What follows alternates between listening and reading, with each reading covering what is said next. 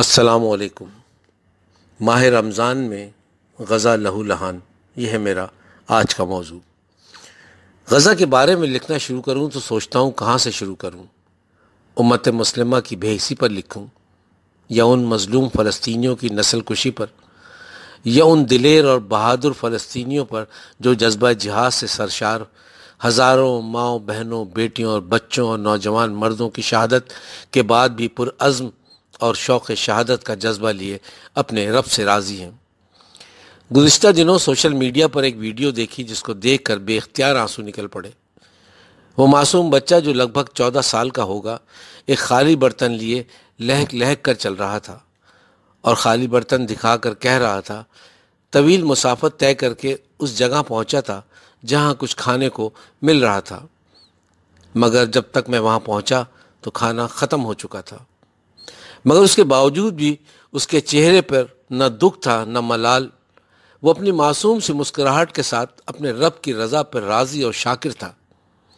جب اس سے صحافی نے یہ سوال کیا کہ اب تم کیا کھاؤ گے، تو اس کا جواب 57 اسلامی ممالک اور ان کی فوجوں اور دنیا میں بسنے والے 2 ارب سے زائد مسلمانوں کے منہ پر زوردار تماچا تھا۔ اس نے مسکراتے ہوئے جواب دیا، حسبنا اللہ و نعم الوکیل۔ انبیاؤں کے سرزمین پر پلنے والے اس معصوم بچے نے یہ ثابت کر دیا کہ ہم فلسطینی حالت جنگ میں رہتے ہوئے ایمان و یقین کے ساتھ اپنے رب سے ملنے کے لیے ہر آزمائش کے لیے تیار ہیں۔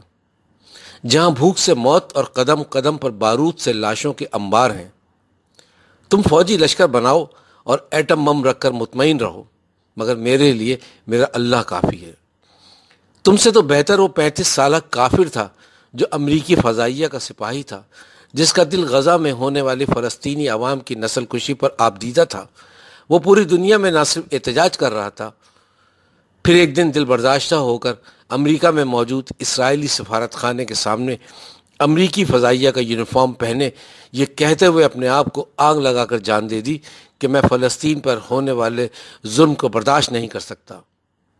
اس کی موت کیسی تھی میں اس بحث میں نہیں پڑتا، بس اتنا ضرور کہوں گا کہ اس امریکی فوجی کا بوٹ 57 اسلامی ممالک کی فوج سے کہیں محترم تھا، جو آخری وقت تک اپنی زبان سے صرف یہ جملہ ادا کرتا رہا، غزہ غزہ غزہ، اور اپنی جان دے دی۔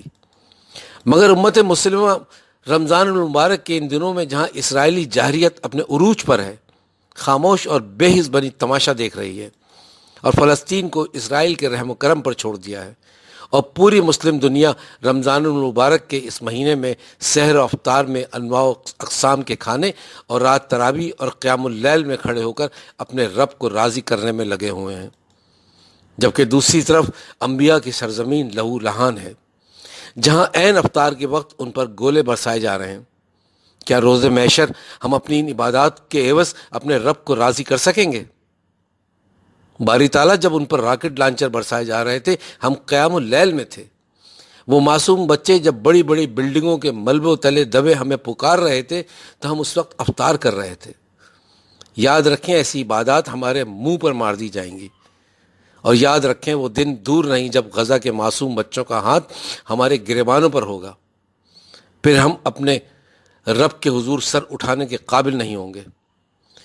دوسری طرف مفتی تقی عثمانی صاحب فرماتے ہیں، بائیکاٹ غیرت ایمانی ہے۔ یہ بائیکاٹ کا ڈھونگ جو 7 ماہ سے چل رہا ہے، اس کا کیا نتیجہ نکلا مفتی صاحب؟ بلکہ وقت گزرنے کے ساتھ ساتھ اسرائیل مزید جاہریت پر اترا ہوا ہے، اور آپ لوگوں کو ٹھنڈا دین سکھا رہے ہیں۔ آپ کو تو ایسے میں حاکم میں وقت کو للکارنا چاہیے تھا۔ مفتی تقی عثمانی صاحب، غیرت ایمانی یہ نہیں کہ بائیکاٹ کیا جائے، غیرت ایمانی یہ ہے کہ ان لوگوں کے خلاف اعلان جہاد کیا جائے جو زمین پر فساد، ظلم اور فساد پھیلا رہے ہیں، چاہے نتیجہ کچھ بھی ہو۔ یہ ہے دین کا اصل راستہ جس سے آپ روگردانی کر رہے ہیں، مگر شاید آپ کے مدرسوں میں جہاد کی تعلیم نہیں دی جاتی۔ اگر فی الفور غزہ کے مسلمانوں کے ساتھ اظہار یکجہتی کا ثبوت دینا ہے اور اپنے رب کو راضی کرنا ہے تو حل صرف ایک ہے، پوری پاکستانی عوام متحد ہو کر امریکی غلام حکمرانوں کے گریبانوں میں ہاتھ ڈالے اور ان کو یہ باور کرائیں کہ اب سرکاری طور پر پاکستان میں موجود امریکہ اور برطانیہ کے سفارت خانوں پر دھرنا دینا ہوگا۔ بے شک وہاں سحری کریں، افطار کریں، قیام اللیل کریں، مگر امریکہ کو یہ باور کرائیں کہ اگر 3 دن میں فلسطین پر جنگ بندی نہیں رکی تو پھر پاکستان میں یہ سفارت خانے بھی غزہ کا نقشہ پیش کریں گے۔